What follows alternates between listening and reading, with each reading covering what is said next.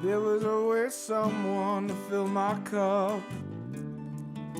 For those that I've done wrong, for those that I've known for oh so long, I'll always hold a place in my heart for you. We just going to we're recording right now. I don't do anything fancy and everything. It's just a platform for us to be able to talk, tell people about what you do. We have a conversation. We ask each other questions like that. Everything's organic, and we just go with the flow and see where it goes, man. I got a Captain America shirt on because it's the first shirt I grabbed that I had left that's not in a box. So I'm nothing fancy either. So you know what? Yeah. So just take some time and introduce yourself and tell people about the work, and then we'll just go into a good conversation from there. Sure. My name is Daniel Jackson, but I also go as Spirit Medium Daniel. In other words, I see dead people. I see them all day long, all day, all night. Never goes away. I've been doing this professionally for 5 years, but I have seen spirit my entire life. That's about it, really. I do personal readings for people. I do a podcast, but we do 2 podcasts actually. But I do personal readings for people. I also do a festival circuit. Was until we decided to move. Yeah. Other than that, that's what I do. Oh, wow, that's interesting. You see, Dave. You said you've been doing it. You've been seeing them your whole entire life. How did that come about? Well, my mom and dad and I, my 2 brothers and my sister, we grew up in New Jersey, in this little town right next to the Delaware River. And there's a battlefield in there, and they had a little hospital there. It's where the Hessians fought. And all the houses around that surrounding area were all haunted. So, and ours included. And we were seeing all kinds of crazy things. Like there was a time my sister was getting ready for school. My mom was helping her out, and they were in the bathroom. They stood in front of a full-length mirror there, and there was another woman standing in the mirror. She had a colonial outfit on. There was a time when my 2 brothers and I were downstairs watching TV, and my sister's room was upstairs. And this was back in the 70s, so she had a record player that when you put a record on, we all know you put the record on and you flip the switch and it would drop the record down and play a record. Well, we'd be watching TV and the record player would turn on, but that's not the crazy thing. The crazy thing was it would switch records. So whatever record was playing, it would take it off and put another one on.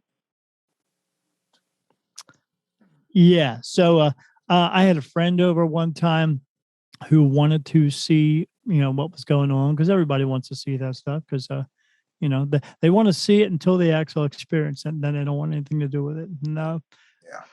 Yeah. He came over to the house. We were sitting, hanging out. We went in the kitchen. We were making some sandwiches, and the stereo system turned on and loud. I mean, up. And he freaked him now out, and he took off running out of the house. He never came back to my house, which was kind of comical. There was a time later. I mean, we'd see ashtrays fly, glasses fly across. Nothing ever hurt anybody, that's for sure. There were 3 of them that lived in that house. We could see their shadows on the walls. It was 2 men and a woman. There was a time when we moved out and down into Delaware, my mom and dad and I. And my brother, excuse me, my brother, he bought the house while he had some friends come over to the house. They were knocking on the door, waiting for him to come to the door. They looked in the big giant picture window. They could see people walking around. They knocked on the door. He wouldn't come to the door. They called him up on the telephone and said, "Hey, you got to come to the door. We're at your front door." He said, "No one's home. We're at a campground." So yeah, there was people walking around the house. So yeah, there were people. They were just dead. That's all. But my mom and dad and I moved down to this house here in Delaware, and they didn't see anything else. I did, and I continued to see it. There was a time I was in my 20s. I played in a rock band. I had big hair, and I had the zebra stripe spandex just to prove it, and yeah, yeah, I was in the '80s hair band type I thing. remember. It was just '80s band at that point, and I came home from a gig. I laid down in bed. And when I did, something laid down next to me, and I got up to look around, and it happened like 3 or 4 times. On that 5th time, when I went to look around, whatever was there picked up the blanket and brought it up to the ceiling and shook it above me, and then it dropped it on top of me. And then I slept on the couch for 2 years. What else? Well, did you go blank? No, you're good. It froze up there for a minute, for a little bit, but yeah. Yep. Yeah, but okay. Yeah. I was in my bedroom one time watching TV, and my girlfriend was at the foot of the bed, and I was at the other end of the bed watching Rocky Horror Picture Show, and then something white, thick and white, snake looking, but it was thick, snaked its way out of my closet, across the bedroom, and across the floor, and then it disappeared. And then my girlfriend turned around, looked at me. She was like, "Did you just see that?" And I was like, "Yeah, let's get the heck out of here." But I was just seeing a lot of stuff. I was seeing a lot of shadow people there at that home. But then eventually, there was one time I was in my grandfather's room. He was staying with me, with my mom and dad, and I was in his room. He was away for 2 weeks, so I was hanging out in his room looking at pictures of my grandmother, and she had passed away two years prior to that. So I was laying down on the bed because I was about to fall asleep, and I heard this squeaking noise, and I kept like looking around and nothing, and then I heard it again. And when I sat up, his rocking chair was rocking back and forth, and my grandmother was in it, and she turned around and looked at me, and I looked at her, and she had got this surprised look on her face, and then she just disappeared.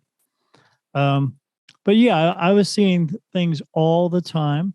Eventually, got into my 30s and moved out. Got married, was seeing things with that my wife then. Just saw things everywhere, all the way up until I was about to turn. I got divorced, came back to where I'm at now, got remarried later on. It was like 47. By the time I was right before I was turning 50, I mean, I told my wife, my new wife, all these things, but everybody has stories throughout their lives. Mine just happened to be with a bunch of dead people, I guess. And so just before I turned 50, she went on vacation to see her daughter. And this was about 4 or 5 months before I was getting turned 50. And it has to do with that as well. And then so my wife goes away, and she's away for 2 weeks. And then I saw everything you can imagine or you could ever think of that was in a scary movie going on in my house for 2 weeks. I saw 7-foot skeletons walking around the house. I saw green and red mist pouring out of the walls. I saw skulls floating out of the walls, and all the skulls had red eyes and fangs. I saw a cloud form come out of the corner of the room, the bedroom, and floated down in front of my face. And each time it came down, it was a different color. One time it was red, blue, orange, yellow, green, blue with black stripes, red with black stripes, yellow with black stripes, green with black stripes. Like it was kind of crazy. I saw this cloud form above the bed, and a window of blackness opened up in the cloud, and then 2 skeleton arms came out of the cloud, pulled the body out, and then the skeleton head was just staring in a room, looking at me, checking out the whole room. Whatever it was doing, I don't know. And then it just finally went over top of me, and then it went to the back wall, and then it just disappeared. I woke up one time I was always checking the clock to see what time it was because I didn't like to be late for work. And I rolled over in bed. When I did, there was a little girl kneeling next to my bed, and she had on a blue and white dress. She had blue eyes, and she had blonde hair, and she was probably about 7 or 8 years old. So then when my wife came home, she told me about all her adventures, and then I told her about mine. And she thought, because she's a nurse, and she thought because I'm diabetic, maybe something wrong with my medication, some type of psychosis, what have you. But then 3 days after she was back home, she started seeing some of the same things. Yes. So we reached out. I tried to get a priest to come here to do an exorcism because I'm Catholic, and they don't do that anymore. But I found out that doesn't work anyway because that's a bunch of bullcrap. Anyway, it doesn't make a difference. We reached out to some mediums and a paranormal team. The paranormal team came to my house. They showed up in their little van, and when they showed up, they were their little insignia on the side of the van. I just thought to myself, I don't want to be this kind of famous, because when people see that, they're going to think they had the Blair Witch Project going on in the home next to them. Unknowingly to them, they did, and they still do. They don't know that part, which is kind of funny. But don't worry, it's not going to stay here when we move out of this house, because it goes with me everywhere. So, and I'll explain that. So they set up all of their equipment, and they had these little boxes with lights on it and little wires. And I asked what they did, and the guy said, "Well, static electricity is formed from these spirits that come through." I said, "What do you mean?" He rubbed his hand on the couch and rubbed it over the little boxes, and they all lit up and went bloop, made this noise. And I was like, "Oh, that's pretty neat." And one guy was setting up a video camera. Another girl had a digital camera. She was taking pictures. And then another guy just asked questions. And then the lead guy was just walking around talking to me. And the girl, she was taking pictures, and she started pointing to the camera, telling one of the other guys, "You need to see this." And I was like, I walked up and said, "What do you got?" She said, "Well, we're not supposed to tell you till the big reveal, but you really need to see this." And I said, "Why?" She said, "Well, look, there's a picture of one of the team members, and then one of the other team members, and then a picture of you standing next to them. And every picture of me, that she took 26 pictures, I had 15 or 20 light orbs completely surrounding me. Even if one of the guys was standing there, nothing. If it was me standing next to him, light orbs completely surrounding me. Not him, just me." So we saw all these pictures. We decided to walk around the house because they wanted to know where all the activity was going on. I said, "Well, a lot of it goes on in the bedroom." They said, "Okay." I walk through the bedroom door, and every one of those little boxes just goes and lights up. And I turn around, look back at them, and they're looking at me, and I'm like, "What's going on?" They said, "I don't know. We'll walk through the door and see what happens." I said, "Okay." They walked through the door, nothing.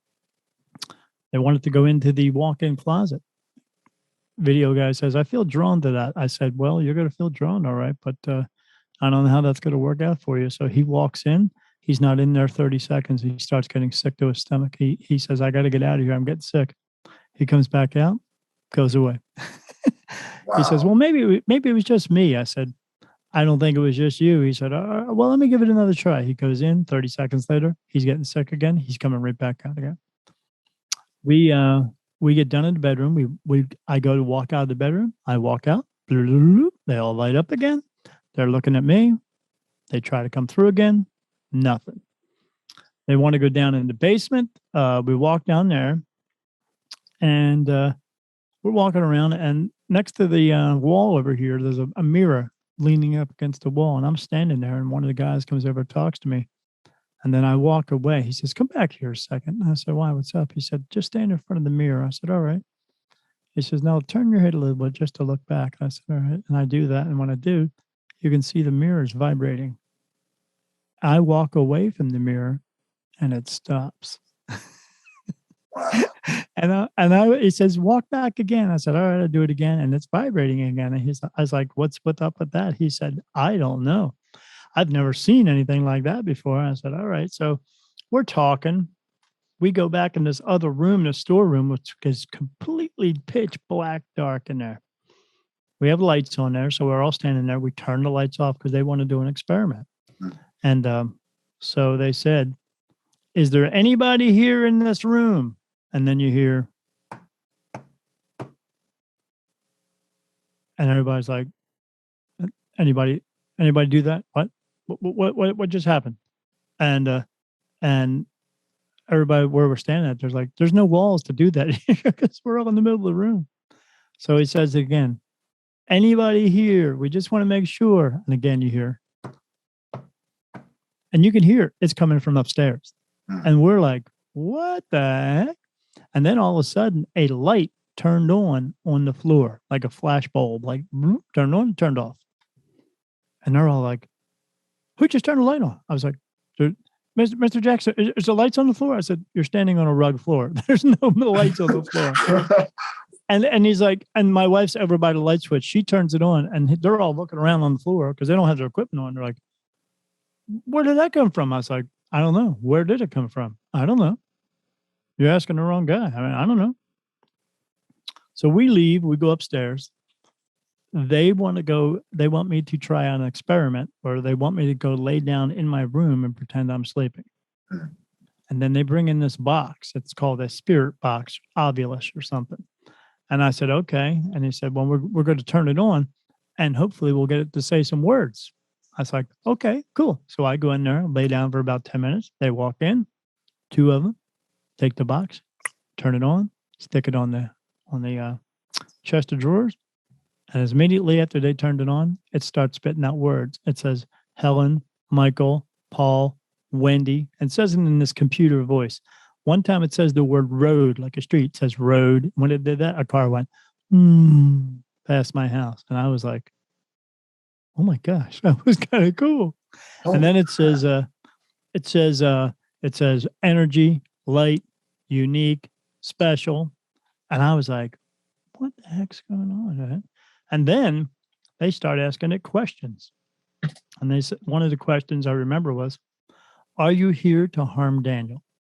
And then it says, no, we are not here to harm Daniel. We love Daniel. We love Daniel's energy. Daniel is the light. And I was like, what the heck's that mean, that Daniel is the light? What's that?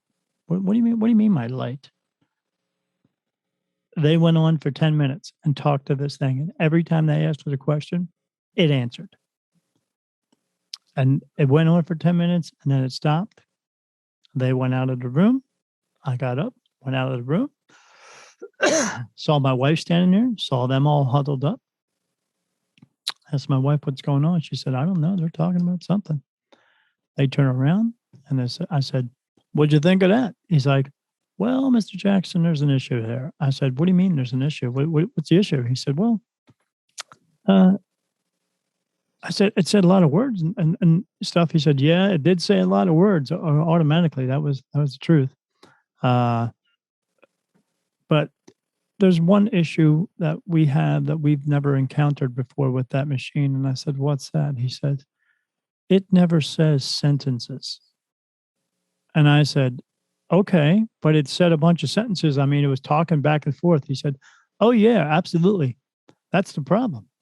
It was an intelligent conversation. Whatever we were asking questions, it was right there in front of us talking. Mm-hmm. And I said, okay, what's the problem? He says, we've never had that happen.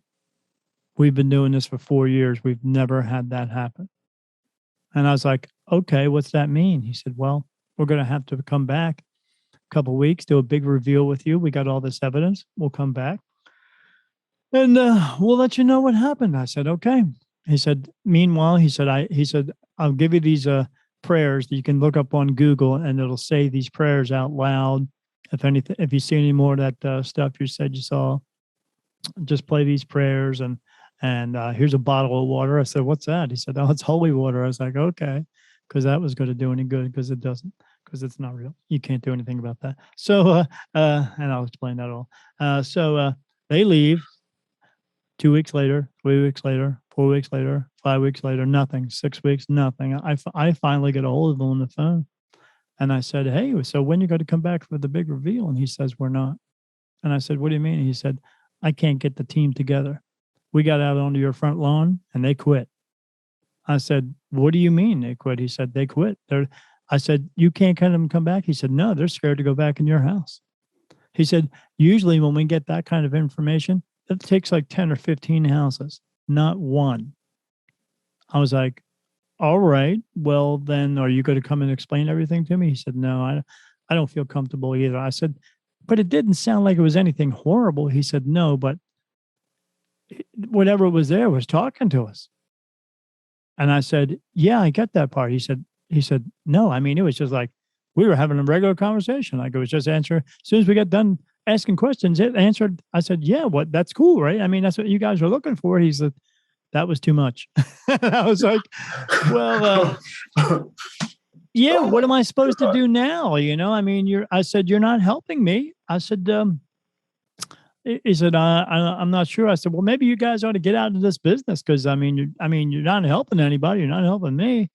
And he said, yeah, I can't get the team back together. So I think we're going to be done from this point. I was like, well, great. So, I hung up with him. I ended up talking to finding 5 different mediums, and none of them knew each other.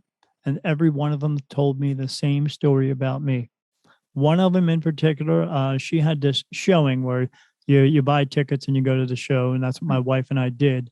I didn't tell her I was coming. I called her and talked to her for a couple minutes and asked her some things. And she said, well, you need to come to my show so you can see how it's done. And I wasn't sure what she meant by that until later on. But so we did that. And we bought some tickets and then we went. And I didn't tell her we were coming. So we get there, we walk in the door, and I've never met her. I walk in the door. She turns around, looks at me, and stares at me for like 5 minutes. Like she's doing things, but she kept staring back at me, and I'm like, what is she doing? So we sit down, and she reads. There's 50 people there. She reads 8 of them. I happen to be the second one she reads. She tells me, she just says out loud, she says, there's a spirit in the room, says his name is Robert, but he goes by Bob.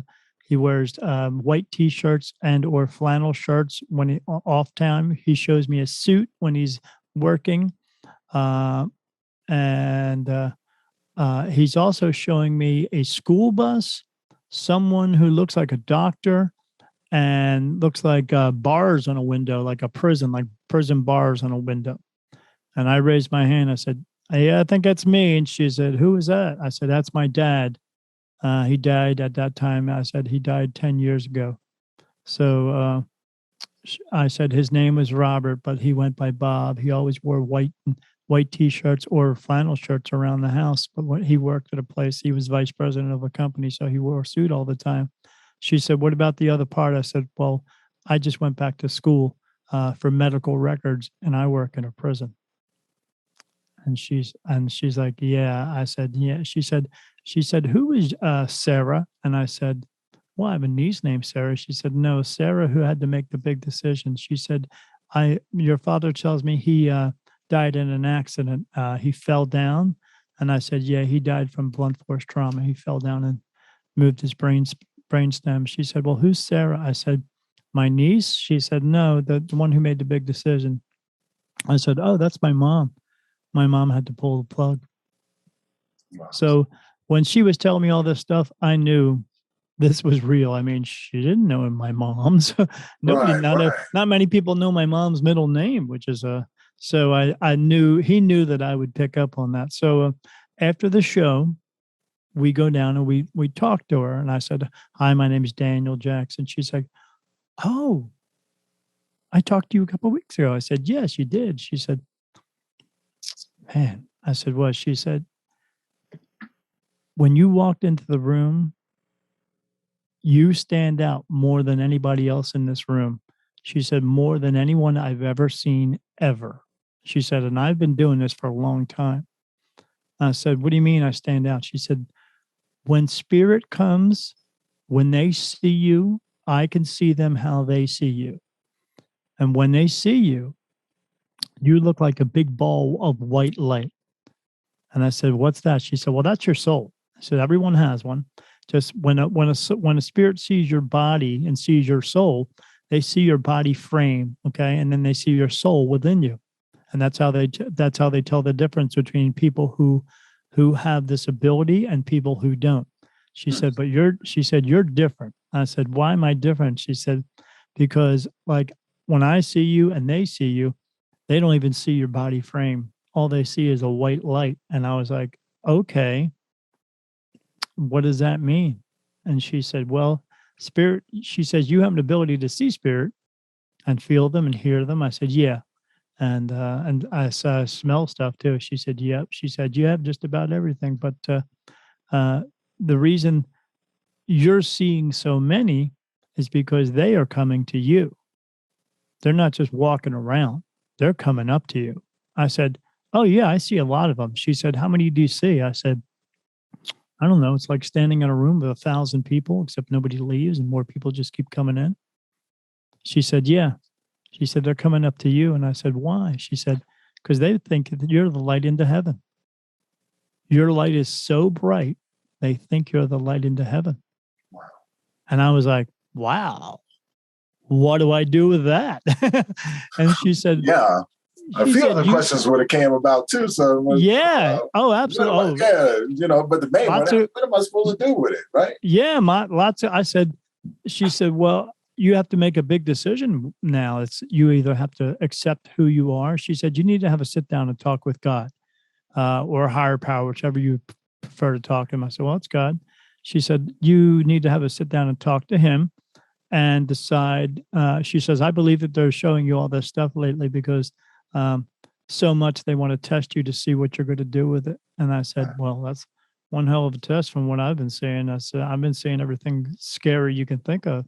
She said, yeah, I think it's just a test. And I said, all right. She said, you had to have that. You have to have that talk and sit with him. You know, she explained it. It's kind of like that Matrix thing. It's like taking a red pill, blue pill. And she said, you have to, Yeah. you got to decide what you're going to do. And I was like, okay. And so I said, well, I don't know. She said, well, I know you don't want this to go away, do you? I said, no. I said, it's been a part of my life since, since I can remember. She said, well, you need to make a big decision. And I said, okay. So my wife and I left. We talked about it on the way home and we were freaked out. And we got home and we talked about it some more. And I said, you know what? I think I'm going to go have this talk with God. And she said, how are you going to do that? I said, I don't know. I'm going to talk to him like I talk to him any other time, and I don't have to go to some big white building with a bunch of other people and read from a book. I can talk to him any way I want to, because he listens to me. So we can all do that. And she's like, okay. I go in the bedroom, sit down, have a nice little chat, said, hey, God, I know you're listening to me because you always listen, but I guess you want me to either move forward with this or push away. I said, but I don't want to push it away.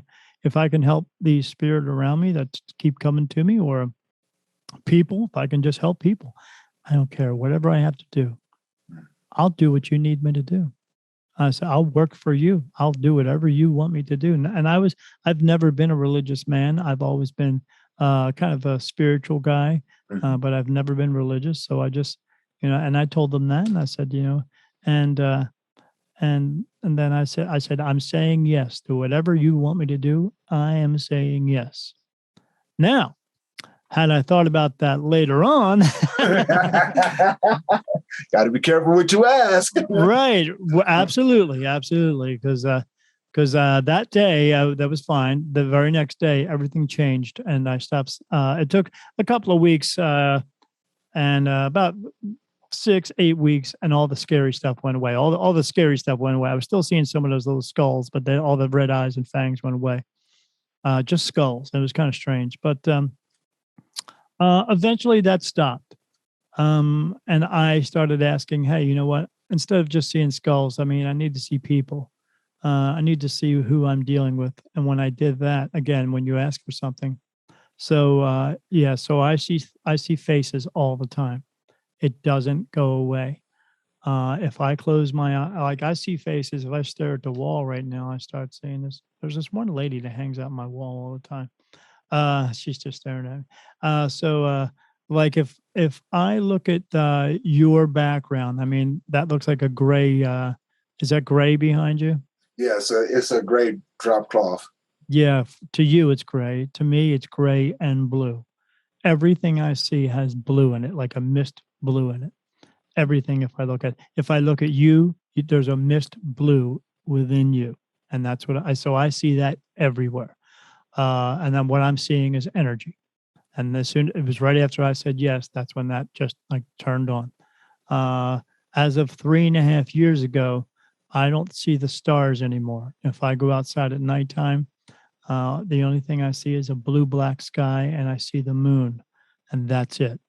And besides, other than that, when I'm looking out there, all I see is energy, and I see energies like people walking around. But I don't just see people. I see dogs and cats and horses and cows and fish and everything.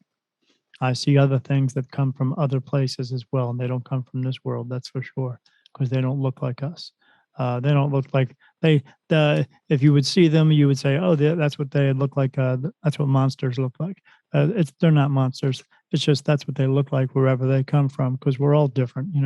Right. People just need to open up their eyes and figure that out. So yeah, I see everything. I'm able to see in the two realms that we go to, as if when you leave your body and go into spirit.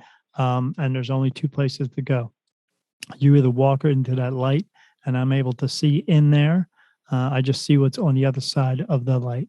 And then I also see into what we call the earthbound spirit realm. And that's just pure blackness.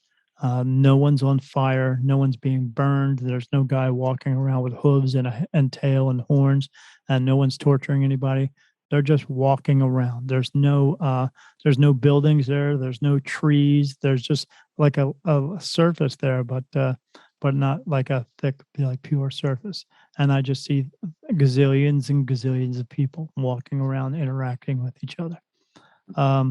But yeah, so the light that they see, when I'm able to see them, it's like I'm standing on a balcony and I'm looking down, and I could see them anytime. I just have to focus in at nighttime. I see that in a dark room. So if I'm in a dark room or close my eyes, but if I'm get into a completely dark room, yeah, and without having to close my eyes, I see them.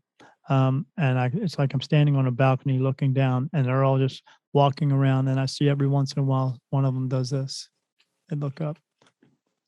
And and then I start talking to them, because they talk to me, and they say all kinds of crazy stuff, because the ones who have not crossed over, who have remained earthbound, you still remain at that point. You're holding on to your pain, anger, sorrow, grief, guilt, anguish, all that stuff.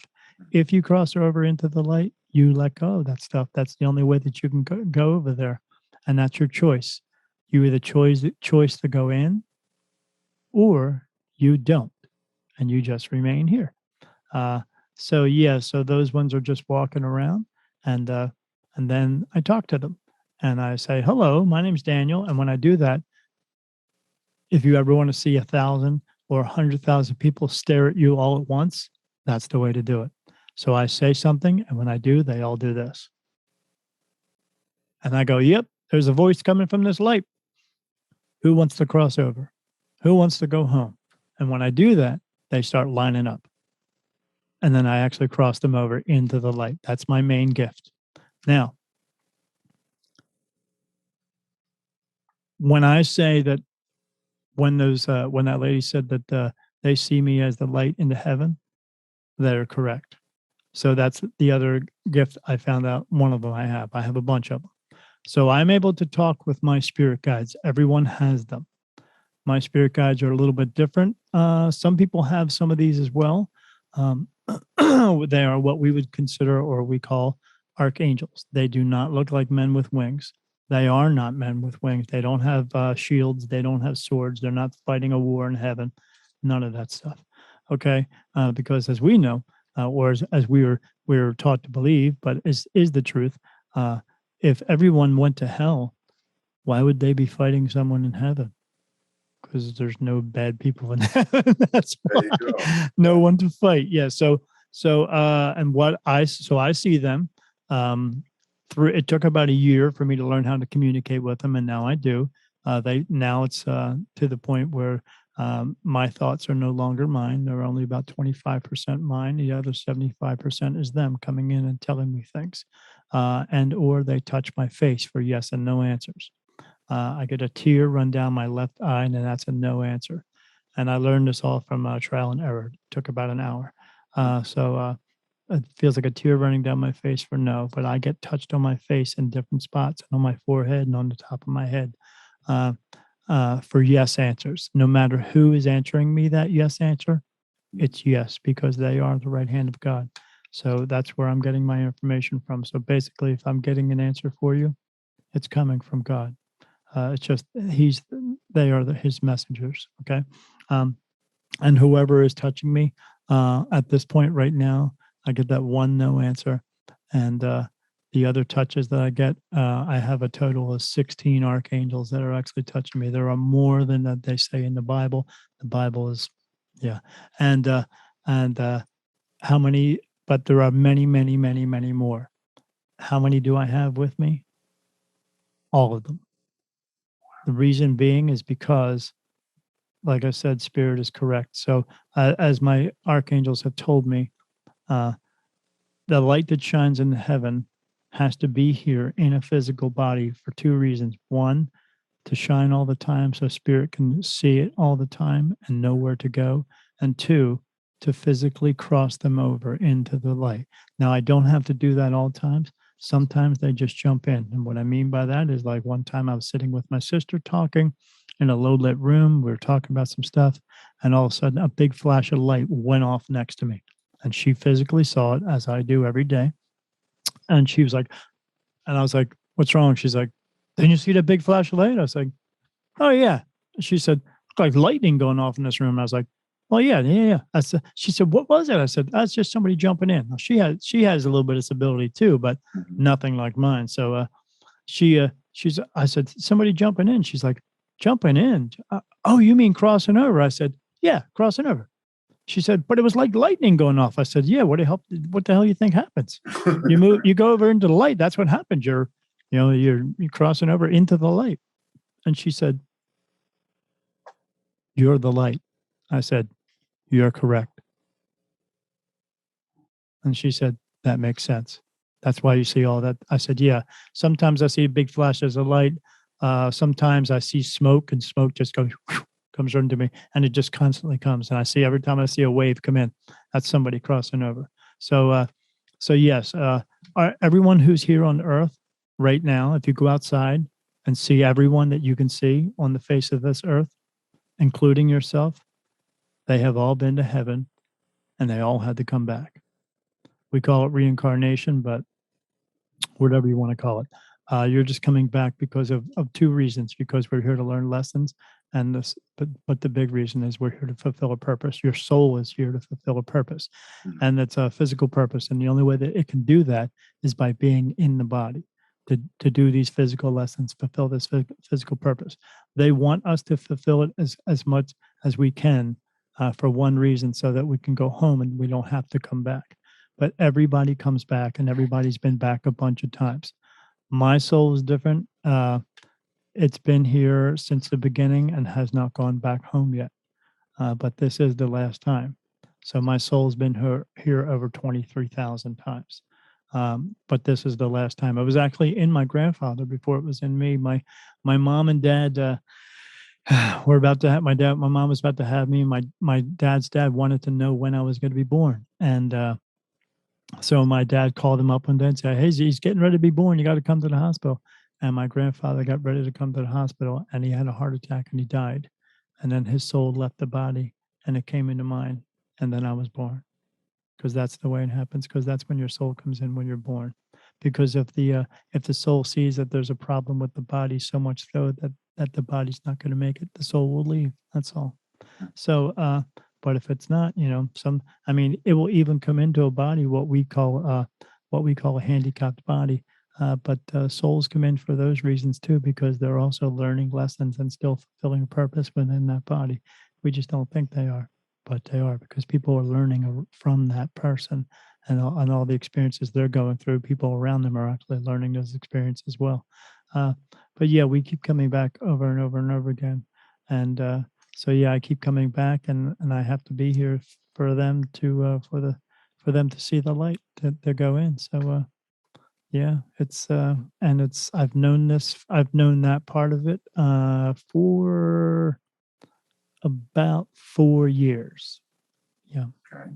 See, that's crazy. I was a while ago. I had a conversation similar to the one that we're having right now with a really good friend of mine. I told him, I said, I often feel that my soul looks at this place as a playground to manifest things and Absolutely. to be happy, to dance. So I have a saying that I have with another good friend of mine. Says sometimes you just have to have one-on-one time with your soul. It already knows how to play. You just got to let it play. Right. And it's crazy because when my son passed away, when he was born, another friend of mine, his son was born pretty much around the same time.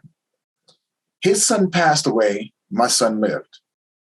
And it's something that I had this strange understanding that my son's life was going to be temporary. Like he was only supposed to be here for a certain amount of time.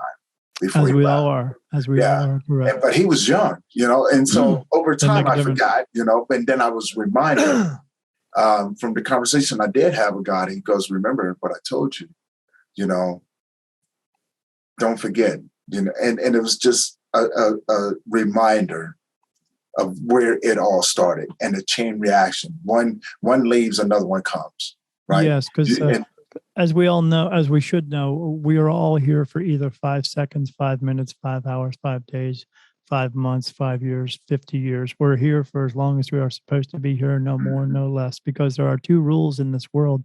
As long as you comprehend these rules and you follow these rules, you will appreciate your life and everyone's lives around you. And rule number 1 is people die every day. And rule number 2 is you can't change rule number 1. When it's your time to go, it just is.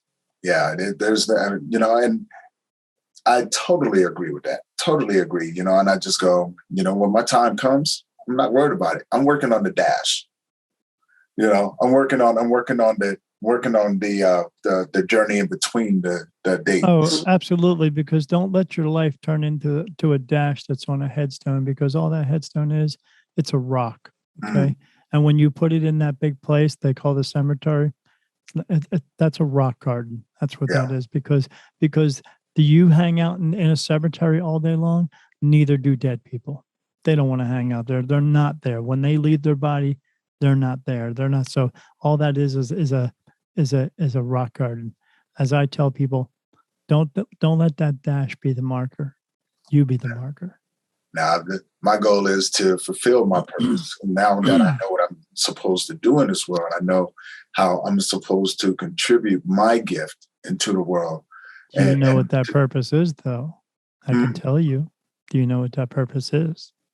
To help well, go ahead. Absolutely. You got it right. To serve. Yes, because not everybody says that, Tony, because I'm telling you, they don't, because they don't know it. And that's why I said it out loud, because I was glad you said it, because as soon as I heard it coming out of your mouth, I knew it was correct, because that is your purpose. It doesn't make a difference if you're a doctor or a lawyer or a basketball player or a teacher. Your purpose is the same as everyone's, because everyone has the same purpose, because God made it that way so that we could all do it. And that is, we are here to help each other just for the sake of helping, not just because you can, but just because you should. Someone's going to come up to you and say, Tony, I'm lost. Can you help me find my way? And then it's up to you to use your free will to decide whether or not, and your judgment to decide if you're actually going to follow through with that and help them. You could turn out to be one of those people who said, you know what? I hate the world and I hate people and I don't care about them and blah, blah, blah. And you will remain on the alternative path. And that will just bring you back again. Or you go out and help people and help them as much as you can. Now, you may have to come back again because we don't do it as much as they would like us to do it, but it's what you're supposed to do. That is what, and the ultimate goal is to not have to come back again. I mean, if you would like to know, I can tell you how many times you've been here. Yeah, tell me. You're on number 27. You've been here 26 other times. You've had 26 other sets of parents. You've had 26 other brothers and sisters. You have had 26 other astrological signs, whatever that means, because it doesn't mean anything. It's bullcrap. And you have been from probably every part of this freaking world, all over. You can look up your genealogy all you want to. You can do your 23andMe or Ancestry.com. It doesn't make a difference because you've come from all over this world. You know where you're from? You're from the planet Earth. That's where you're from. And everybody on this face of this earth, we're all related because we all come from one family, the soul family. And we are back here as another family, the human family. That's all. Just because we look a little bit different, but everybody looks different because nobody looks exactly like. Even twins don't look exactly like. Why? Because you just don't. We're just people. That's all we are. We're here to help each other because we all live on the same planet. No one's going anywhere anytime soon, so we better start to get along with each other before we annihilate each other. That's the truth. Because we have to stop segregating ourselves from ourselves. Yeah. Well, we have to start understanding too that, yes, figuring out a purpose in this right. world, figuring out a purpose. And I think that's the best human experience that the soul can have, is when the soul can do what it's called to do. Absolutely. And when you do that, that's when it feels the best, because that's when it locks in with you.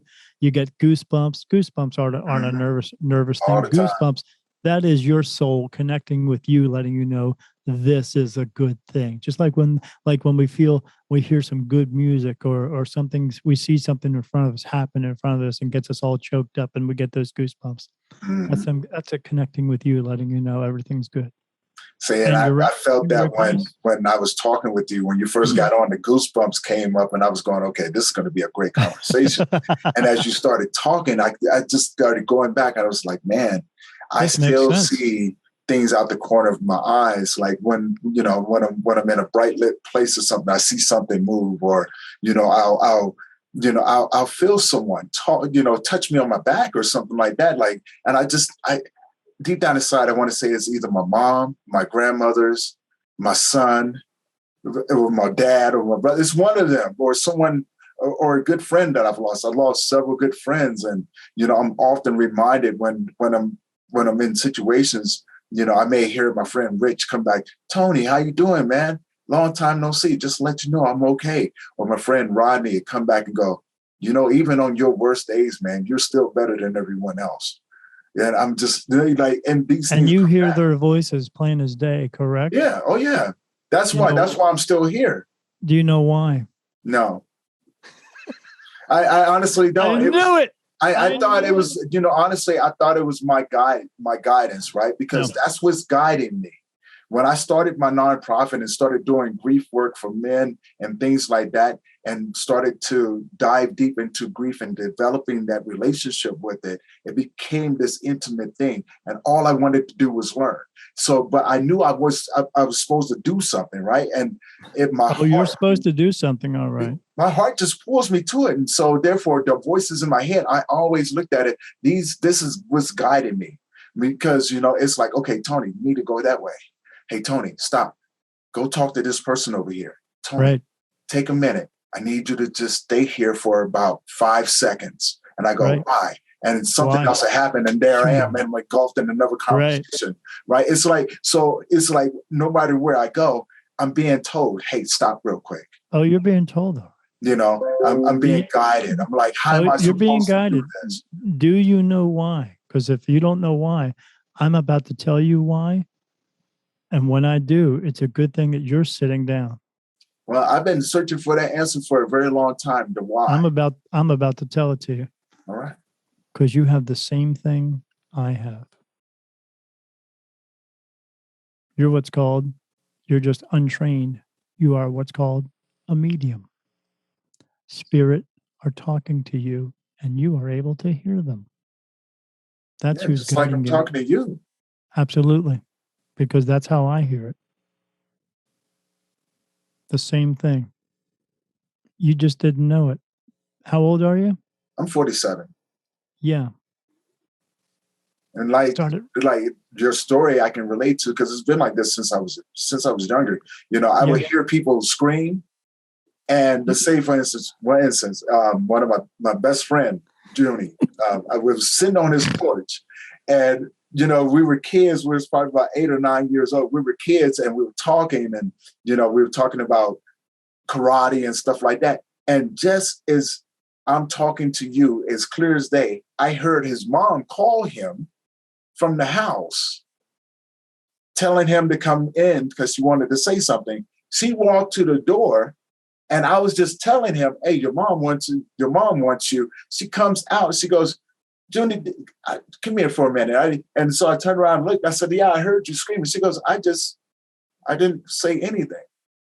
She goes, "I just really came to the door to tell him that he needs to come in and grab this, and then come back outside and pay." Yeah. Or I can, if I'm around people or things like that, I pick up on things. And I never understood that neither. I would pick up on, say, for instance, if somebody has a thought that comes by and it's loud, I can hear it just like I'm talking to you. And I turn around and I've been known to catch myself now. Like I don't. You gotta differentiate the difference, right? Because I'm like, okay, I heard that, and there's only one person here, but I'm looking at this person. And I'm thinking to myself, they haven't said anything, but I heard them. Yes, they did. You heard their thought is what you did. Because when I get the thoughts and stuff that come into my mind, it's them telling me that stuff. That's how I get it as well. It's a thought that comes in and it sounds like it's my own, but I know it's not it feels like my own, but it doesn't. It sounds like something else. I hear something else and I go, okay, that's them. Yeah. But that's because I've trained myself to finally figure that out. It took a year, and like I said, I was working with other mediums eventually, and I found all this out. But yeah, you're the same thing. See, and I always tell people I talk to God all the time. I always talk with him, and I talk to him just like we're talking right now. I may have something on my mind, and he talks to me back, and it's just, being calm and having an open, because I'm a firm believer. He's constantly talking to us. We just don't take the time to slow down, quiet our minds, and listen. We don't listen. Yeah. Right. Absolutely. So I started saying, okay, I want to be in a constant state of that mindset, because I don't know my way around this world. I just know what I'm supposed to do. I need guidance. And so having that communication with him, I always tell people my relationship with him is a good one, because now I understand that throughout my whole entire life, everywhere that I've been, didn't know how I was going to get there, didn't know how I was going to survive. I just did. I just knew where I'm supposed to go. Right. And it was like a lifetime of wandering around, trying to figure this thing out and not knowing. And then one day, after almost taking my own life, something happened, and I've been following that path ever since then. It's like, hey, go this way. But I don't like that way, right? No, Tony, you don't understand. No, but you don't understand. I don't like that way. That way over there, I can see what's going on. I'd rather take this way, right? And somehow, some way, I end up back on the path anyway. And I'm like, I'm starting to think my whole freedom of choice about all of this, it doesn't exist. It's like, no, you're going to do it anyway. So it kind of pushes me back into the line. But I also... Would you like to know who's actually talking to you? I would.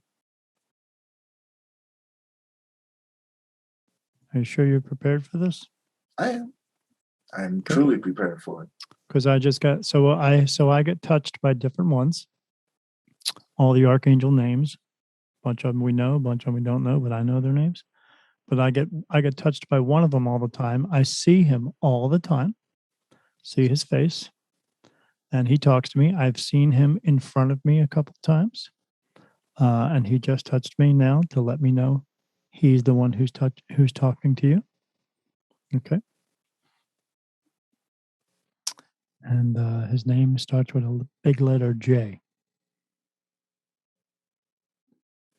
And his last name begins with a C. Jesus Christ. That is who is speaking to you through your entire life, telling you all these things. Yes. Sure you want to take a drink now? Because I'm just taking some time to take that in. Because I figure he would have better things to do than to mess with somebody, than to waste time with a person like me, No, he's not wasting any time. He takes care of us all, but he takes care of the ones who actually listen. Because you do. Well, I want to find out more what's required of me in this world. You're doing it.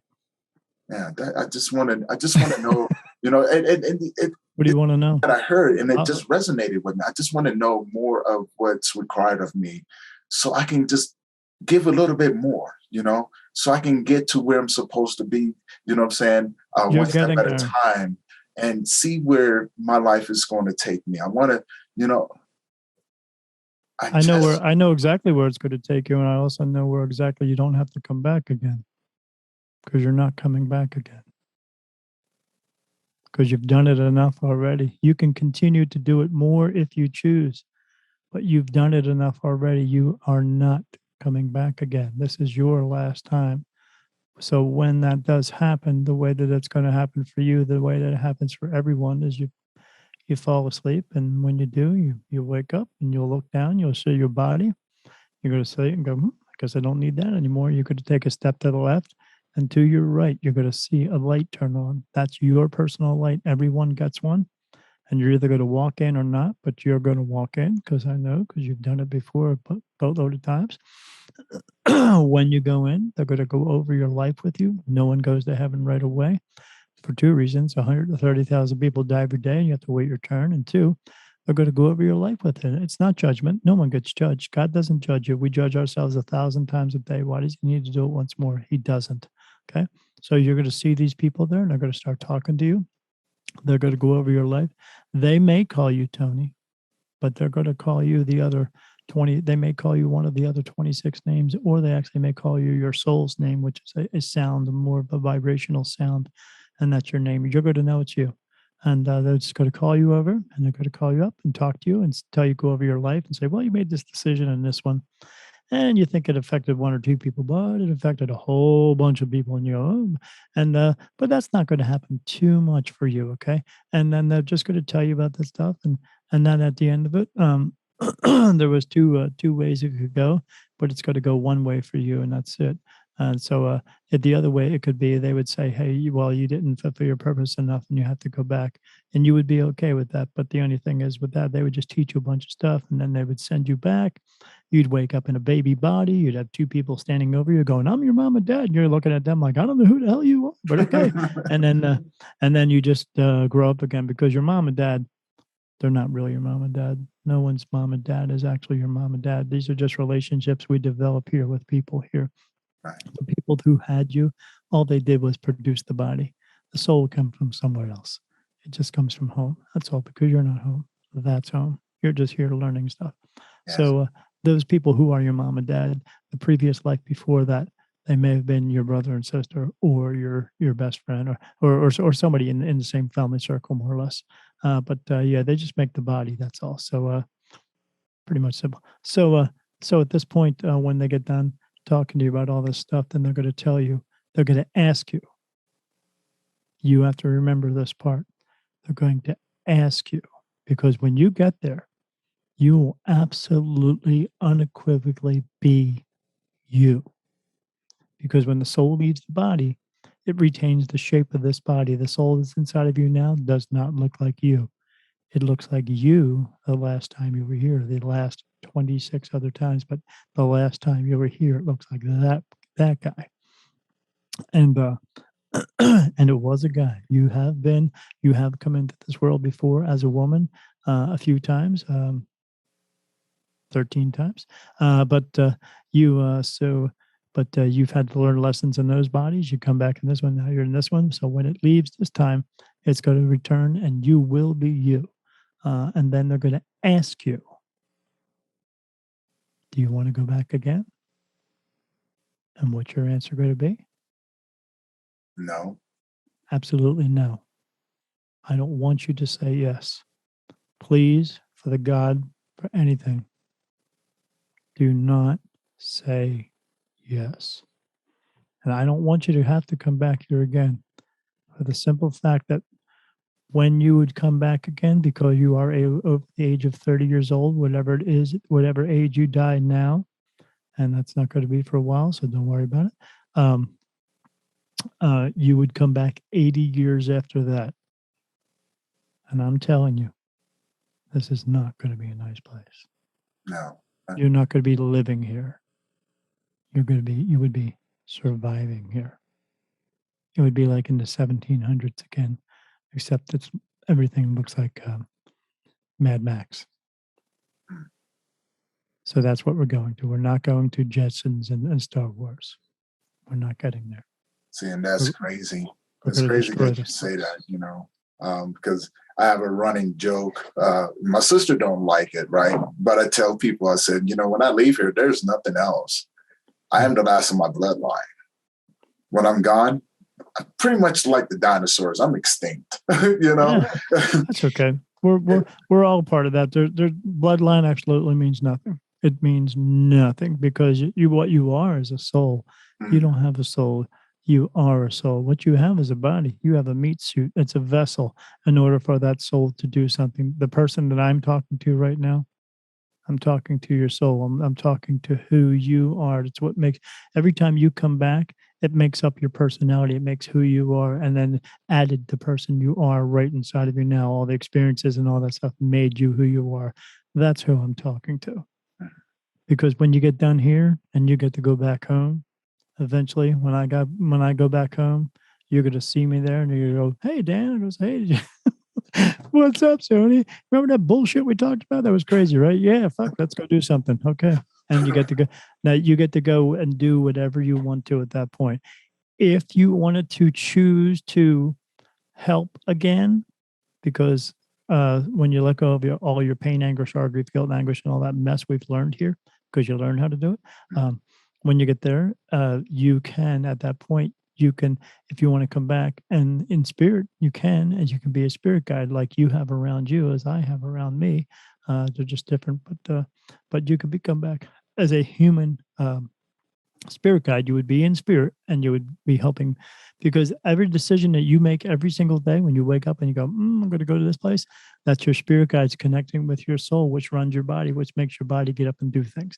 Your brain doesn't do that. Your brain just makes the little parts work. That's all.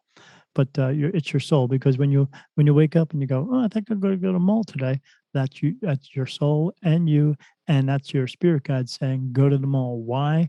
Because there's things that you're supposed to see, places you're supposed to go, experiences you're supposed to have, and people you're supposed to meet. And when you talk yourself out of them, then those types of things don't happen. But as you and I know, we are people who listen. And that's why so many things happen to us, because we listen. Yeah. And our job is to choose not only go out and help as many people as we can, but help us in many ways. I go out and spread this word and try to get people to go out and help each other. And what you're doing, what you have to do.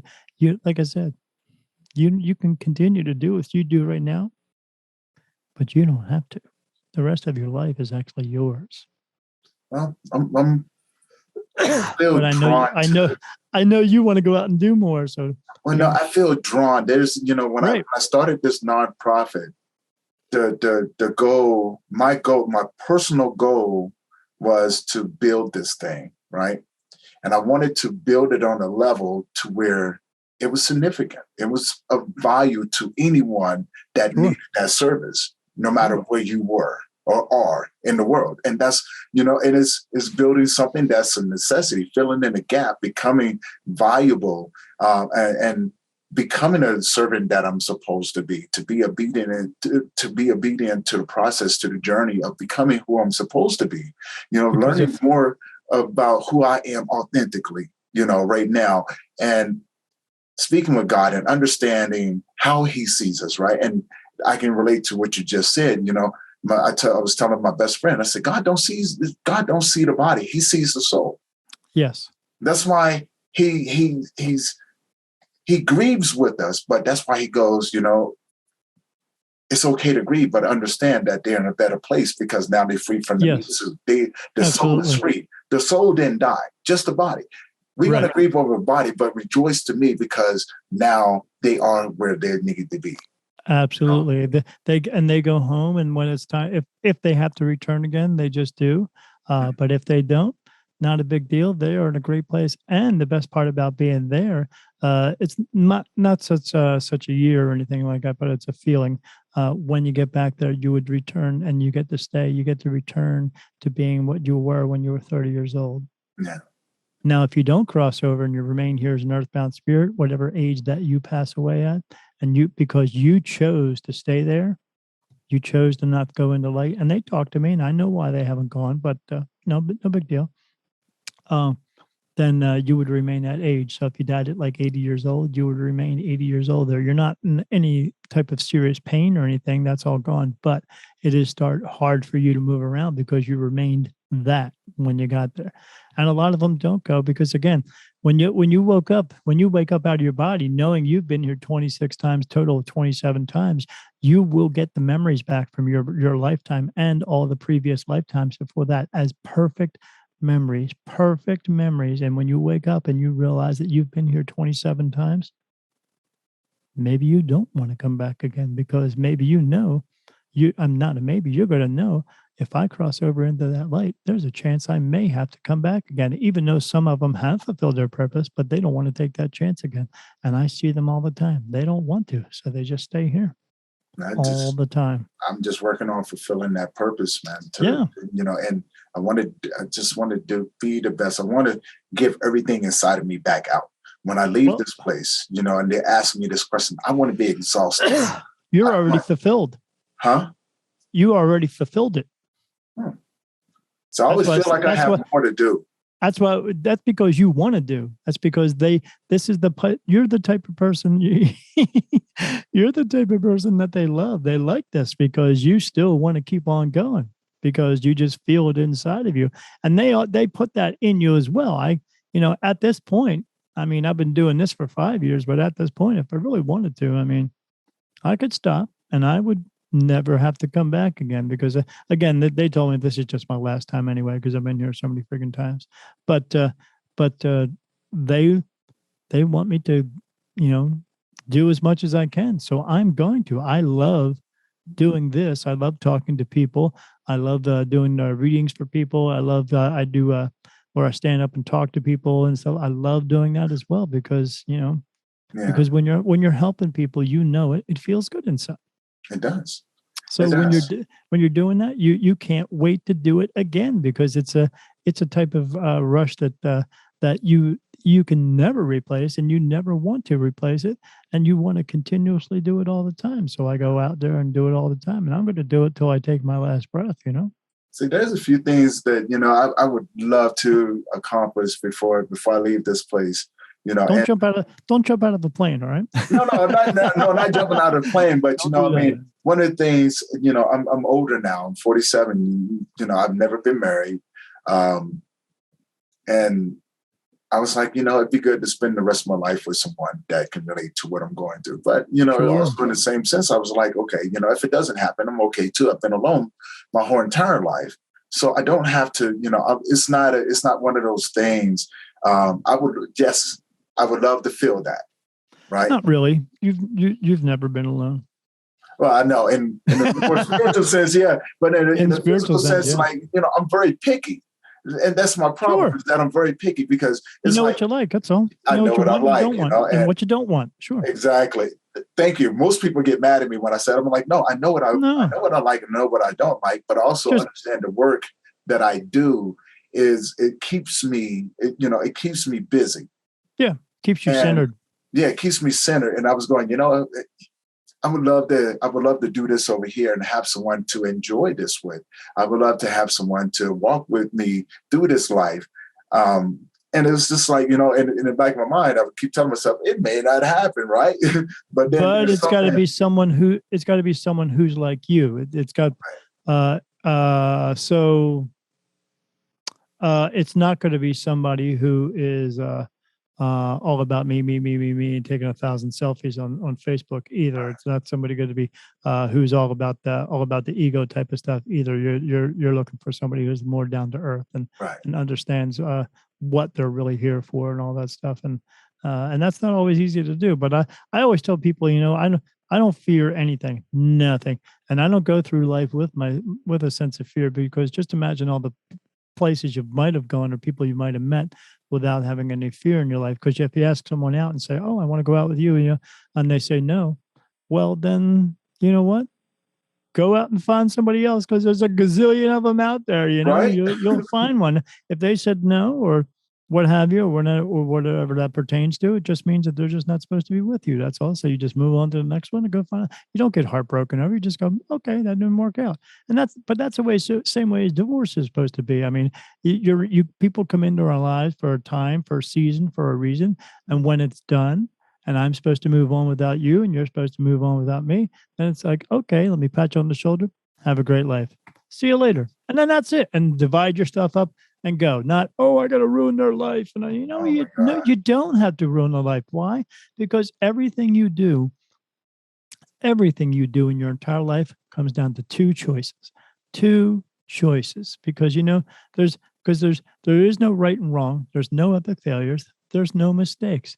There's only what works for you and what doesn't work for you. And if it doesn't work for you, quit freaking doing it. That's all. If you walk through a door and there's a nail in the floor, you trip over the nail. What do? You go get a hammer, you bang that nail in, and then you continue to walk through that door freely. Or you trip over that nail 4 or 5 times. And if you're one of those people who just continues to trip over the nail 4 or 5 times, that just means you don't learn lessons very well. Some people don't, but some people do. But yeah, there's only 2 things you're ever going to do. And you just see people and you go, okay, this works out. Okay. And if this doesn't work out, okay, whatever. I'll just continue doing what does work out for me. But people get hung up. I worked in prison for 6 years in medical, doing medical records. And I was around those people all the time. And those people don't learn lessons very well. They have not figured out that they are not good criminals. That's all. They just haven't figured this out. So just the same way but some of them do figure it out and you never see them again. And that's great, and they get out, but some people just don't. Well, that's everybody in life. Some people have just not found out what works for them and continue doing what doesn't work for them. So what? Whatever. I mean, whatever works for you doesn't mean it works for me. Whatever works for me doesn't always work for you. But that's what people need to figure out: what works for them in this life, and stop pissing and moaning about everything, because all you're doing at that point is just spitting out more negative energy. And if you want to be one of those people, go right ahead, but not for me. I don't want to be around those types of people. So I want to be around positive people who want to help each other and do some good things in this world. Well, one of the things I tell people, man, about me, and people found out, I don't take life personal. Before I learned how not to do that, I used to, like get my heart broken. I didn't know how to move on. No one taught me all of these things, so I had to learn. And it wasn't until later on in life to where, I started looking at things from a really big, different perspective, right? And the journeys and how our lives may intertwine with each other. And you said something that's just beautiful. Sometimes people are there for, a season, but they're always there for a reason. And they go, right? So what did I learn from this person? Did I add value to this person? Did they add value to my life? What sort of memories do I take with me? And then when they have to go on their journey, how am I supposed to react to that? Well, I don't react. I respond, because I go, thank you for your time. Thank you for walking with me for the time that you was here. And I appreciate that. And I wish you well on your journey. And hopefully I see you again. But if not, you be well. Yeah. I don't take it personal. I just keep going. Right. And people go, what in the world? I go, it's not personal. Yeah. You have to understand, we're all spirits having human experience, and we all have our own individual journeys that we're going to walk. So why would I take it personal if your path takes you down this road? Right. If I was meant to be with my first girlfriend, I still would be, but I'm not. and girlfriends that I've had that had the same thing, and they do the same thing. I'm going to hurt his feelings because he hurt my feelings. I'm go, no, it's not personal. You don't understand. It is time for you to go that way. Yeah, and sometimes I get told to do things that I don't necessarily want to do, but I know I'm supposed to do them because it's not about me. I was told something too 3.5 years ago, and now I'm moving there. See, now it's like it's. We've been asking. Personal. I ask every day, so are we on the right track? Are we supposed to be moving to Arizona? Yes. There you go. I was told that in a channeled message. I'm also able to channel. I do a lot of things, but a lot of things that I don't talk about. I don't talk about them for one simple fact that if I do talk about them and a person who's not supposed to hear them tells somebody else, then you're gonna never hear from me ever again because somebody's gonna lock me up and that'll be it. So, but yeah, so I do tell people, and people do know me as a spirit medium Daniel. They know I say that I talk to angels and archangels, and I do tell them about me being the light and all that. But there's a lot of other things that I know and have heard, and or things that they show me in meditation, because that's the key, man. Meditation. Meditation. And Yes. Yes. they're gonna tell you everything in meditation. Look, And, I come out of meditation. I go like this. I go, oh my God. Yeah. Y'all need, I do tell the same them, thing. you need some help, okay? No, go get some help. Go find a counselor. Go talk to them and just quiet up for a little bit, you know? Yes. Let me just take all of this stuff in, but no. Yeah. Because I go into meditation when I have deep questions that I don't necessarily know the answers to. Do you say them out loud though? Because what they want you to do is not, you don't have to just say them in your mind. You could, before you go in, when you're preparing to meditate, say them out loud. Say them out loud. I ask what I question want out loud. Yeah. And then I'll I do my breathing. I calm myself down and I clear my mind so I can take in what I'm hearing. Absolutely. The question's already out there. I don't have to ask it anymore. Yeah, the only way you will get a clear message is by having a clear mind. I used to do my breathing, and then I used to say out loud the word empty like 10 times, and then say it in my mind 10 times just to empty out my mind. But now I use I went and got a massage one time, and the woman had on this meditation music. It was just music. It was called music. It was called binaural beats, and so and she played it. And when I was sitting there getting a massage, as soon as I closed my eyes, I was in like that, and I saw the angel's eyes in front of me and stuff and they started talking to me, just like I was like, "Whoa, this is pretty cool." So now I do I've done the same thing, like going into meditation and things like that. I would go in and quiet down. I'm quiet, and all of a sudden, boom, there they are. And I see like there's one image that keeps popping into my head. Actually, several. So when my son passed away, beautiful, handsome young man. When he passed away, it was around 3, maybe 4 weeks after he passed away, he used to come and visit me in my dreams. And I used to always remember, sitting, I'm afraid of heights, but I always remember sitting on the edge of this cliff above the clouds and I'm looking down and, I would feel him come and land and sit next to me. Right. And he would just sit there and we just look at each other and we look over and we sit there for hours and hours and hours, not saying anything. And then he would go, I have to go. And he would take off. So the next night, the same thing. So then for about 2 or 3 weeks, I never saw him. And I would always go back to the same place. It always drew me back to the same cliff, to the same mountaintop. I knew I was supposed to be there, but then something changed. The next time I saw my son, he was tall. He was tall and he didn't just come land beside me. He came and landed in front of me. So I'm standing on the cliff and I'm looking at him eye to eye and he's tall. He's just huge. And I'm looking at him. We're talking. Now we're talking, but our mouths aren't moving. But we're talking. And he's just saying, Daddy, you're going to be okay. Daddy, wait till I tell you everything that's been going on. And his voice had changed. He grew up, right? Just in a matter of weeks. I'm like, holy crap, and he's like, Daddy, you're going to be okay. I know now. I know now. I don't need you to worry about me, but just so I'm watching over you too. And I'm going, baby boy, it's my job to watch over you. It's not your job to watch over me. And he just laughed and go, I know, Dad.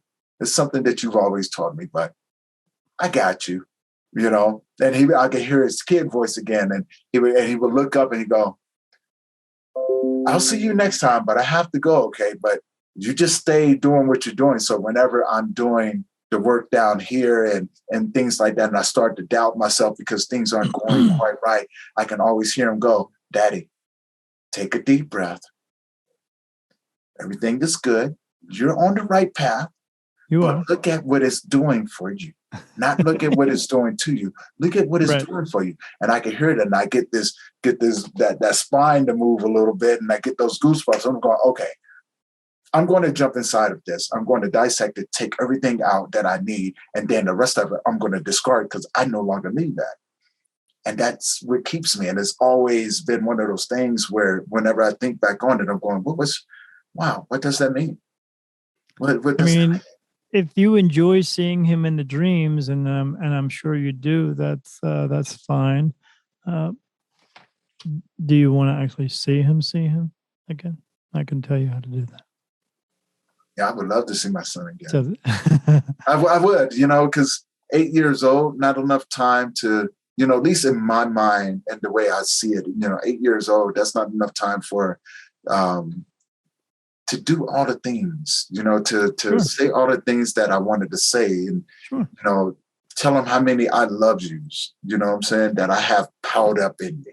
I could get, you could see him. You're not going to see him for very long. It's going to be a quick second. But if you actually want to see him face to face again, I'm sure it'll do it for you. So all you have to do is so what happens is when you're dreaming, your soul is actually coming up out of your body. It's still attached to your body. There's like a little tentacle. It's a silver like line, and that's just attached to your body. It's the closest you're ever going to be to heaven while you're still attached to this body. That's why when you go to have your dreams, you're never judged in your dreams. Crazy things happen, but you're never judged because there's no judgment in heaven. That's why. So, but if you ever want to see him good, wake yourself up. Because when you do, in order for him to connect with you, wherever you're sleeping at, he's standing right next to you. Wake yourself up and you will see him again, right next to you. It's going to be enough for you to know that it's real. Yeah. It's not easy to wake yourself up. No, it isn't. Normally I wake up and I'm out of breath like somebody's been strangling me all night. He's got to know you're doing it. And then he's got to stay. And I told him when he passed, death does not separate us. Everything I do is based around in his memory, my parents in memory, the people that I've loved and care. It's in their memory, in their honor, because I don't want the next man to suffer the way that I do. So whatever I need to do to bring this out, to manifest myself, to bring it out into the world, that's what I'm going to do. Yeah. Do you? I'm asking them a question, so they're actually touching me on my head as I'm asking these questions. So, as we talked about spirit guides, so spirit guides are people who have crossed over, who have fulfilled their purpose, and because they have fulfilled their purpose, they get to come back and be spirit guides. They just ask to. So your son's here, and your son is actually here to be a spirit guide for you. Although you think he's only a kid, he's not, and so he is here and standing.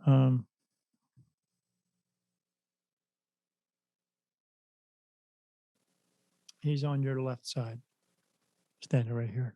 There's a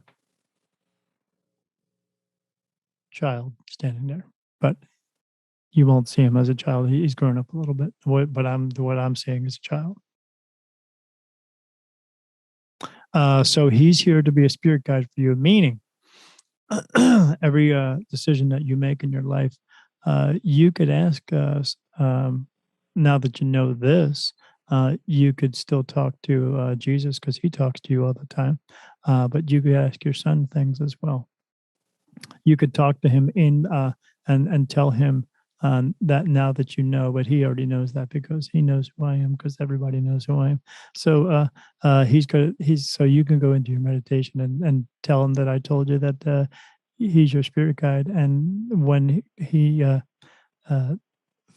knows, because he knows anyway now that I know and you know now he can talk to you, so you can ask him for answers.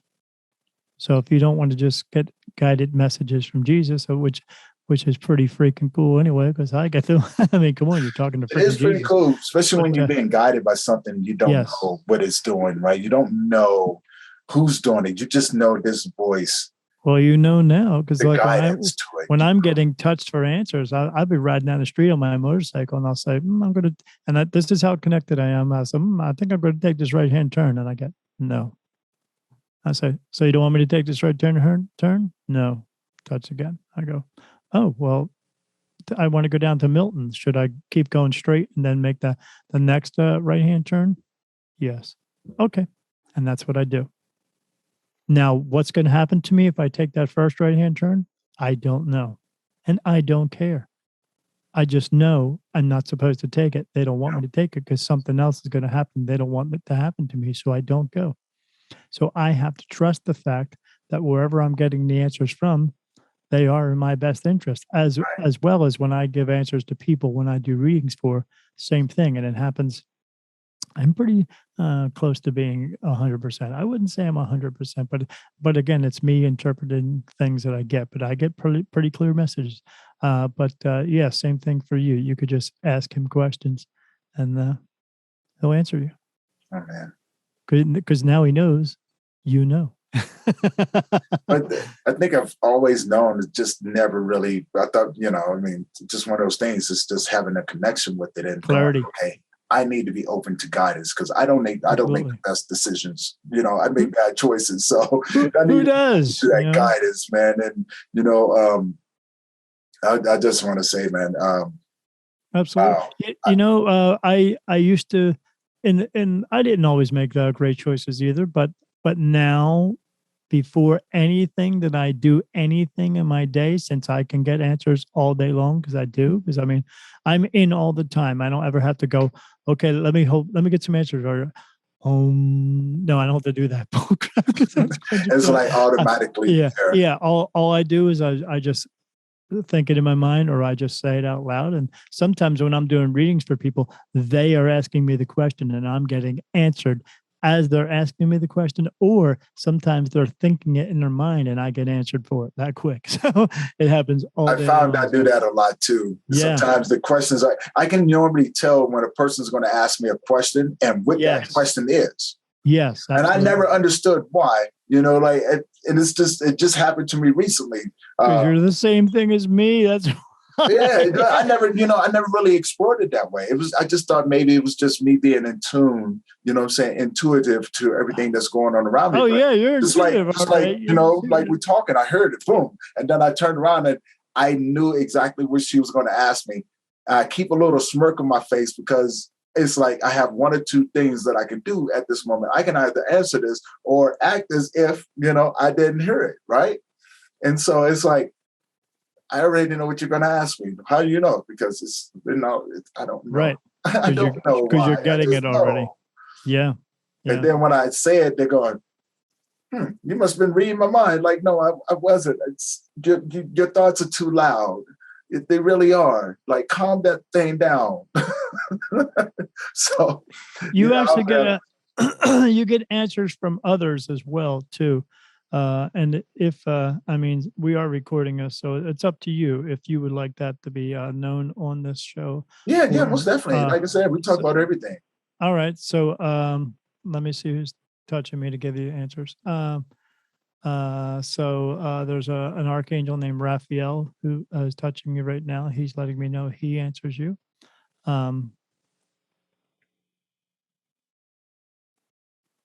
Michael, you've heard of him. He answers you. Uriel, heard of him? He answers you. Gabriel also answers you.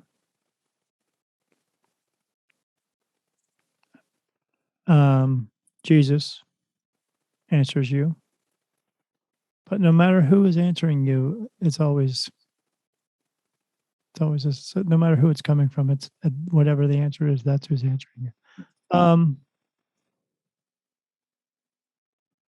There's also a woman there with you, same as one of my guides. Her name is Helen. She answers you.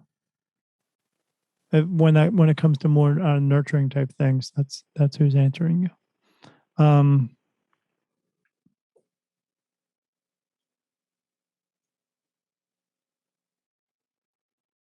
That's it.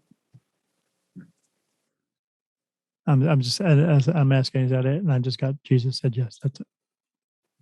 See, Sound like five. Ezekiel It's kept like five of them. to it. Like Yeah. like 4 or 5 of them. Like 5 of them. Yeah. I'm pretty fortunate, Yeah. pretty blessed, man. Yeah. I You're feel getting. that way. I feel So blessed. that's all archangels and Jesus. Yeah, I always feel that I'm blessed that, I tell people, man, no matter what happens to me, I'm the type of guy that I can step into a field full of thorns and come out smelling like roses. Yeah. And it's like, and I Yeah. can't explain it, man. I really can't. And it's just that thing, and it's just been a part of me. Because you walk the path of enlightenment. That's why. I'm trying to get there. I'm walking. You don't have trying to to stay obedient to it, You're already on it. Yeah, you're already on it. Yeah, it's yeah. As I say, I'm when I do my daily routine at nighttime, and I talk to them, and I see them at nighttime. No, Yeah. they don't look. They give me other dreams at night. I'm going, why are you making me dream like that? I don't want to dream about this, but I pay attention to them. I pay all got attention a to these message. things. Yeah, all the messages and stuff. And I have this unique ability. I remember everything. I remember everything. I remember from.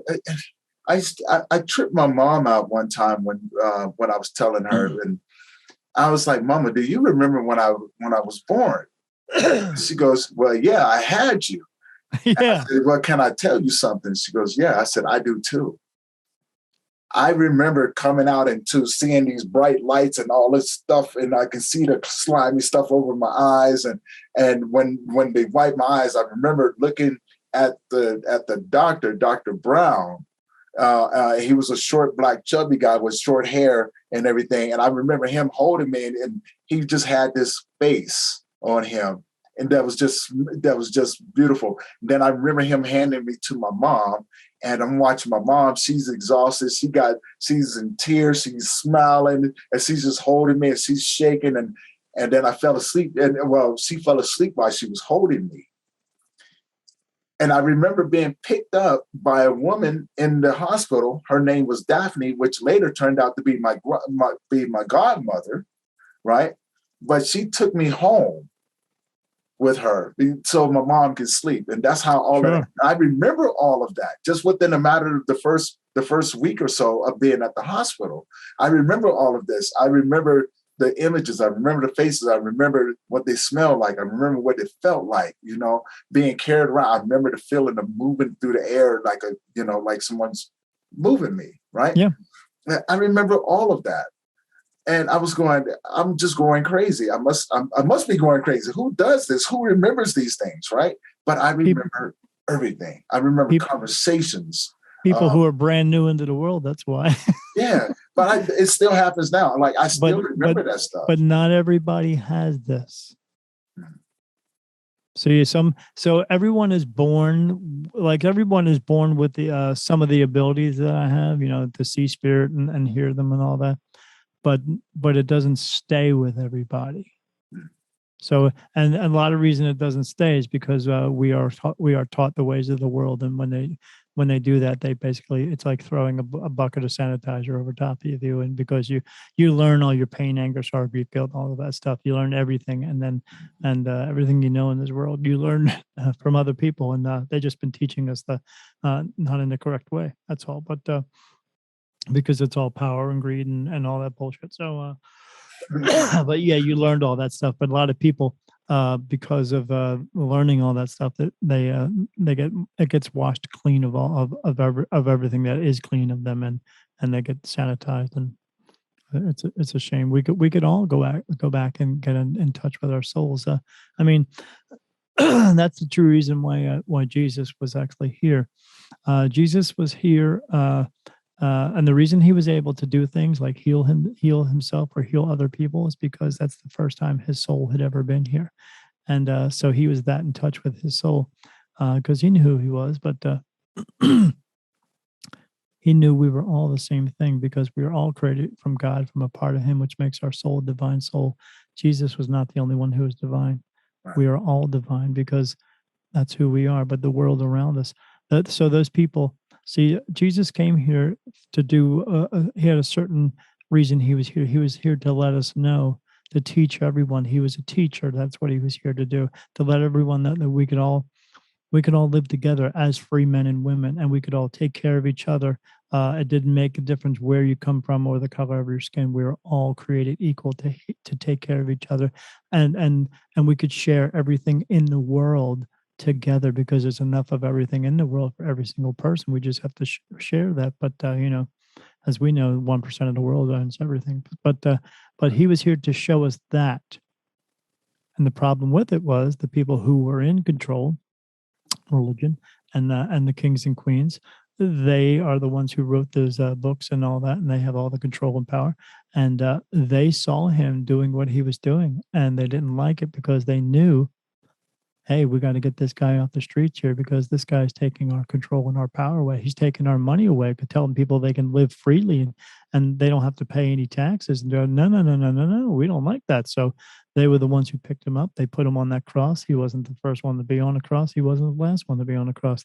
And then they tortured the crap out of him, and then they murdered him in front of everybody to let them know, if you do what he does, if you follow what he does and follow what he's telling you to do, we're going to do this to you too. Because that's not why, that's not the reason why they want you to wear a cross around your neck, is not to remind you of Jesus Christ. It's to remind you of how much control and power they have over you, because what you're doing at that point is you are now wearing a form of punishment around your neck. That's what you're doing, because the cross is punishment. It's not a reminder of how good Jesus was. Jesus died on that cross because they made him die. Mm-hmm. They killed him to prove a point. That's what they killed him for. He didn't die for your sins, because you are a divine soul, as Jesus is. No one sins. No one does anything wrong. You just live in a world where those kings and queens created the laws and they created the rules. I mean, we have all these people out in the world who are protesting every little thing now as history. They're protesting everything in history. Do you know the one thing they're not protesting? The Olympics. Why are they not protesting the Olympics? If they're going to protest anything, it's been going on for so long. It should be the Olympics, because the Olympics was a game that was created by kings and queens and fought by slaves. And you fought in the Olympics to win your freedom. Yet we are still playing the Olympics, and we are still going out competing against everyone. That's where all this competition and all that came from kings and queens having slaves fight and compete for their freedom. That's why we play games like football and baseball and basketball. These are all created from games that came from a long time ago, other games that were created by kings and queens as entertainment. So everyone else, but we're not protesting the Olympics. Why is that still around? Because the people who are in control and in power want those things to be around. The people who are in control and want that power, that greed, that money, they control everything in the world. They control us. Government's a sham. I mean, government is, again, who is government? Who are all the presidents and all the, who are all those people? They were all rich farmers who had slaves. Right. They were the ones, and they want to remain in control. Except it's different now. People don't realize it. We are all slaves to our governments. The people who have the control and the power, and they have all the money. We are all slaves to them. Not just a certain group of people a couple of 100 years ago. We are all slaves to them now, because we all work our butts off for crumbs, while everyone in government, they're all millionaires. And what are we doing? We're slaves until we get rid of that. We're never going to change. We are never going to change until we move away from that. Because as we all should know, the party system does not work. I hate you because you're on the red side, and you hate me because I'm on the blue side. Do they really hate each other? No, they don't. No. They are putting on a big giant facade. It's everything they do out there. First it's it's a pipeline that breaks, and then the gas prices go up, and then they concentrate on one person, one girl who got murdered a couple of weeks ago, and now it's some guy who kills somebody else this week, and it's something every week. Yeah. And all it is it's just misdirection to keep us occupied so that we don't realize or pay attention to what's actually going on in this world, which is them controlling this world by what they do, by them passing all these laws and having all these rules, and they do everything, and they make us all walk around. This is how hard, this is the most difficult part. In the very beginning, they called us part of the flock. So at that point, we were all sheep. Yeah. Now herd mentality. Yeah, and now we are herd mentality. Now we're all cattle. Yeah. And I'm not much on that right there. I'm not much on herd mentality. I've never been that guy, you know. No, me either. But they still call us the herd mentality, and people go, "Oh yeah," they put up with it. You're being called. I see what they've done. They've herded us. Yeah, right? you're being called cattle. People. Yeah. You know, one incident goes into another incident. This incident affects this one, and now this one's going. Like you said, there's something going on. It's a reprogramming. And I tell, you know, when I talk to some of my closest friends, I always tell them, look past that. Yeah. And then ask yourself, why? Why are they doing this to us? Why did they let those riots happen? Right. Why not? Because that way we could take care of our own issues. Being, if they were going to kill some people, they would get away with it. Mm-hmm. Because they've been doing that for years too. Yeah, because they're letting us take care of their dirty work. Mm-hmm. And there you go. So I heard a quote in a movie one time. It says, as soon as you think that you got the government figured out, boom, it changes again. Absolutely. You know, he goes, nothing is ever what it seems. Yeah. And every time you think that's what it seems, you might want to think again, and then think again upon that, and then think again, because that's how messed up this thing is. Because the people who come up with the rules and the regulations and the laws, they have all this figured out. They know what they're going to do, and they know how to back up everything. Because again, the government really isn't running this company. It's the big farm companies and all that stuff. They're the ones who are running everything. The government they're just the puppets telling us, you know, okay, this is what we're going to do next. But are they actually doing anything? Not really. They don't do anything because they're all bought and paid. Mm-hmm. Because that's how they get on the ticket. You get bought and paid from, you know, oil companies, and so they're all bought and paid. So the oil companies say, okay, this is what we want done. Do it, and that's it. And then they got to pass 100 different laws, and only one of them will be the one law that keeps them from doing it. But all the other ones give them loopholes, and this loophole goes into this one. Oh, you remember that law that you signed? Yeah. Well, this is what it actually means. Yeah, had a part. If I'd have known that, I would have taken this one right here. Like, no. And they go, well, it's a law now, you know. Yeah, like, everything has a part A, B, and C, you know. Right. And I never did understand that. I was like, why you got to have so many components to one law? Like, why is there 1,000 laws per one law to contradict that one law? Right. Well, just like when they did the checks, they were giving out those $600 checks. So part of that bill was they were getting that money to give out checks. That was only a tiny bit of that money. They had $25 million of that was supposed to go fix some art museum. Mm-hmm. And that was Nancy Pelosi. She said she wrote that in there. I want this art museum fixed. And you know who got the contract to do it? Her husband. Yeah. Her husband. Yeah, I already knew that. He's a billionaire from getting contracts. So she writes him in, he gets the contracts. Mm. So all that money, that's the ridiculous part about it. So and the only way this is going to change is if we stand up and, I mean, more or less that thing that they did at the Capitol building, that was a trial run. It was. Because they let people in, because they let them. These were people who prepared for it. Everybody prepared for it. There was a bunch of people there who prepared for it already. Yeah. And they knew ahead of time. Had nothing to do with Trump. It was just, let's go, let's do it. And they let them in the building because they knew. For the most part, they didn't even fight them. No, because how could they? How could they knew they couldn't do it, so they just let them in. But they're not getting prosecuted. The people who let them in, then they're not going to. These are the types of things that they're not going to let go of. So until we decide that we're just done with all this mess, and we stand up and say, okay, we're done with this, and we all walk in and go, you know what, you're all fired. Yeah. Then we're just going to continue down this horrible path, and it's just going to go. It's going to go two ways. Yeah. One of two ways. What? I want to have you back on my show because I want to continue. Yeah, I mean, we've been up here for 2 hours, almost going on 2 hours now, and I was I got to go ride my bicycle. And I was just like, you know what? My stomach's growling. I better go get something to eat before. Yeah, you should go get something. I'm a growing kid over here. But Daniel, I want to say, man, it was a pleasure and an honor to have you on. And I apologize from earlier, the whole misunderstanding. Oh, it's not your fault, man. There was just something that we were supposed to do it when we did it. Yeah, exactly. And I look at it that way. And I want to say thank you, man. It was a great conversation. It was, just I find you very amazing and intriguing. And tell people how they can get a hold of you.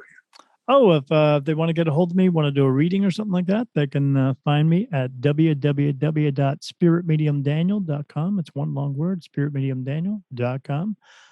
They can find me on Facebook at Spirit Medium Daniel. They can find me on YouTube. I do a bunch of videos and talking about this spirit and all that stuff on YouTube. Or they can find me on my podcast. It's called Beyond the Veil with Daniel Jackson, me. And we talk about spirit. We talk about tarot cards, health and wellness, everything supernatural and metaphysical to to government and religious control. And that's at www.beyond-the-veil.com. They go on there. They can click on some links and see or listen to the podcast. And or on Monday nights at 8 p.m. Eastern time, we do a show called Dead End Stories, because that's not the end. And people can come in and call in and or make comments, and they can tell me about their spirit stories or ghost stories, whatever you want to call them. And I decipher them. And they can find that on Monday nights, 8 p.m. Eastern, called Dead End Stories. Just go on Dead End Stories on Facebook and like the video or like the page, and you can watch the videos every Monday night. All right. It's live. And it's live. Oh, see, I'm going to check that out too. Yeah. Monday nights, my Monday nights are crazy, so I'm constantly running and everything. This Monday night we're going to talk about reincarnation and why it happens, because I know what happens. Okay. And for everyone who's tuned in, hopefully you guys learned a lot, and you enjoyed the episode, and reach out to Daniel, get your reading done. You just never know, man. You just never know. I have goosebumps. I have goosebumps because I'm just like, wow, I can relate to it so much. And he was dead on about a lot of things. And so, yeah, his links will be down below. I hope you guys enjoyed the episode. And until next time, change is possible. Stay strong, keep your head up, and keep it moving forward. God bless. And I'll see you guys later. Be good and don't do any stupid shit. That's optional.